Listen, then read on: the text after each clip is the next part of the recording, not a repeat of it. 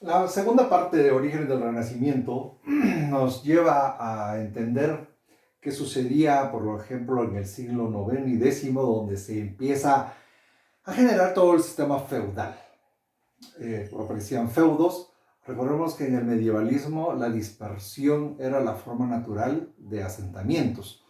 Eh, Eso implica que los señores feudales le debían a otro rey feudal mayor. Sin embargo, si el otro rey se iba a la guerra, que era de un feudo más pequeño, no tenía la obligación de hacerlo. Podía darle consejo, podía darle un poco de apoyo, pero realmente no tenía la obligación. Entonces había mucha dispersión.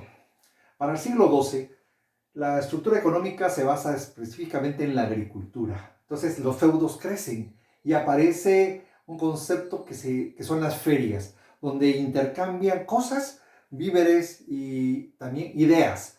Aquí se hace importante el artesano que fabrica cosas que el resto de la población necesita. Aparece ahora un nuevo arte, que es el arte románico. Este arte románico, que está dándose en el siglo XII, siglo XIII, es un arte, su nombre lo indica, con una cierta reminiscencia hacia Roma, pero aquí hay mucha influencia del cristianismo y entonces aparece mucho la figura del maligno y en distintas formas. Entonces, dentro de las iglesias, en los capiteles, aparecen figuras macabras, figuras horribles que despertaran a la persona que entrara y que ingresara a esos lugares una especie de desprecio y de sentimiento hacia la malignidad, porque si hay que vencerlo, hay que conocerlo. Entonces era parte del pensamiento en ese instante. Hay un cambio de pensamiento que se empieza a realizar. Por ejemplo, hay tres áreas donde el cambio se empieza a dar. El tiempo, la muerte y la pobreza. En el concepto medieval, el tiempo era de Dios. Estaba la vigilia y el descanso. A partir de 1300 empiezan a aparecer relojes por todos lados. El tiempo se humaniza, el tiempo se hace propio y se trata de generar un tiempo organizado donde todos los individuos conozcan un mismo tiempo, un mismo concepto de tiempo. Entonces, en las plazas centrales de los lugares, de los burgos, de las ciudades, incluso de los feudos, se establecían unas torres altas y desde ahí se ponía un reloj que marcaba el tiempo. Eso ya empezó a ser muy importante. Por otro lado, el concepto de la muerte. En el medievalismo la muerte era un concepto colectivo, juicio final, todos morimos. Había recién pasado el año 1000, que había sido espeluznante porque en realidad se pensaba que era el fin del mundo y todo esto bajo evidencia apocalíptica. 1000 años después iba a regresar a rescatar a los que habían portado bien y a los que no iban a ser condenados, etc. Entonces, la muerte aparece ahora de manera individual. ¿Qué pasa conmigo? ¿Qué pasa con la muerte que yo voy a padecer? Por ejemplo, aparece el concepto de la peste negra, donde hay 20 millones de muertos en 1948. Eso genera un cambio en el pensamiento de forma radical, porque la muerte se ve, la muerte está ahí presente. Entonces, mientras que la muerte antes era colectiva, no importaba la muerte de una sola persona, ahora no. Incluso se hacen libros de la buena muerte, cómo morir bien. El concepto de la pobreza. Bueno, a raíz de la peste negra, la mayor cantidad de gente que fallece, sobre todo en la región de Italia, son pobres. Entonces, hay un cambio de pensamiento ahí radical, porque antes la pobreza se miraba como, bueno, lo normal, y el tener riqueza de alguna manera se miraba con cierta desconfianza desde el punto de vista del cristianismo católico que se manejaba en esa época. Y ahora no, ahora resulta que la riqueza es importante y la riqueza es buena. Entonces es uno de los cambios que genera el Renacimiento. Eh, Esto hace que nos preguntemos por qué en Italia y por qué en Florencia se da la oportunidad para que nazca esta forma de pensar y esta forma de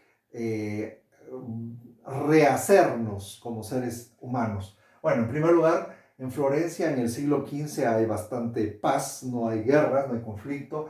Ya desde el siglo XII se empezaba a tener mecenazgos. Esto quiere decir gente que ya podía pagarle a otro para que trabajara como artista. En 1390 los papas regresan a Roma, una Roma que había sido abandonada cuando se trasladan a Aviñón entre 1309 y 1377. La sede papal se va a Francia y eso deja abandonada Roma. Ahora regresan. Entonces, esta región empieza a ser de nuevo importante. Los Medici fundan el primer banco en Florencia y hay una interrelación entre Bizancio y Florencia. Resulta que Florencia es la sede ecuménica entre los dos pensamientos religiosos. El ortodoxo que estaba en Turquía, en esa época era Bizancio, y los papas que estaban, los papas de Occidente, que también habían existido. Entonces, en Florencia se reúnen los dos movimientos cristianos para hacer un intercambio de ideas religiosas, y eso hace que se acerque mucho la ciudad de Bizancio a Florencia. Bizancio en esa época marcaba las tendencias de la moda, de la ropa, de la forma de vestir, el turbante, las capas con oro, muy delicadas, y entonces los florentinos adoptan mucho ese tipo de ornamentación, que es una ornamentación muy rica. Por otro lado, por ejemplo, los Medici se mandan que es uno de los grandes mecenas, mandan a hacerse pinturas, sobre todo de escenas muy cristianas, pero donde los personajes tenían las caras de los Medici y de su familia. Entonces regresa la importancia hacia ellos. La humanidad es la que gana importancia, el individuo, y soy yo ahora importante. ¿Qué otra cosa sucede en Florencia? En el siglo XV la tasa más alta de alfabetización de toda Europa estaba en Florencia. Esto conjunto con que ya existía una imprenta, 1448 Gutenberg la trabaja, hace que ahora el artesano se vuelve un artista. Ya el artesano ya no es el artesano obrero, sino que se vuelve un artista intelectual. El caso típico de Miguel Ángel, por ejemplo. Y tenemos el caso de Ghiberti, que es un orfebre que en esa época el orfebre hacía de todo. Él ya llegó a tener 20 a su cargo, 20 trabajadores. Entonces, era un artista empresario.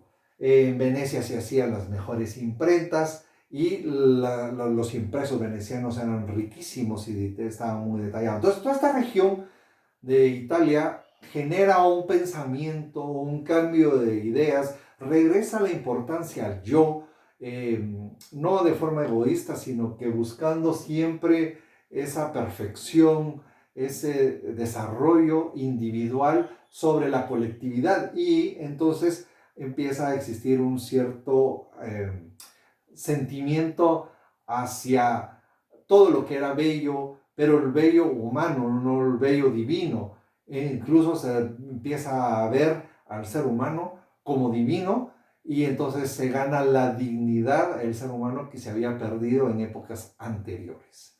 Muchas gracias.